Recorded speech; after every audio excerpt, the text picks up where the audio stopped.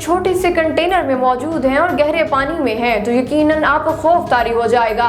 लेकिन एक शख्स ने समुद्र की गहराई में 100 दिन गुजारने का कारनामा सरअंजाम दे दिया। गैर मुल्की मीडिया की रिपोर्ट के मुताबिक अमेरिका के प्रोफेसर और साबिक नेवी गोताखोर जोट्री ने समुद्र की गहराई में 100 दिन गुजारे, लेकिन सवाल ये पैदा होता है इन्होंने ऐसा क्यों किया और वो जिंदा कैसे रहे।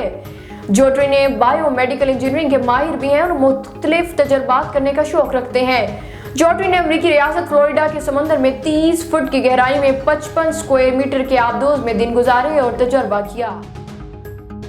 नमाज तरावी के दौरान इमाम मस्जिद के कंधों पर बिल्ली चढ़कर बैठ गई, ताहम इमाम ने किरात जारी रखी। यह मंजर कैमरे की आंख ने महफूज कर लिया जो सोशल मीडिया पर वायरल हो गया।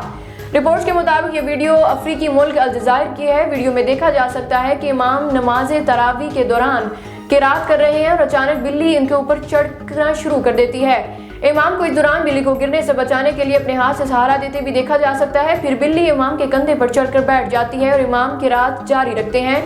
कुछ देर कंधे पर बैठने के बाद बिल्ली छलांग लगाकर वहां से चली जाती है और इमाम रुकू में चले जाते हैं।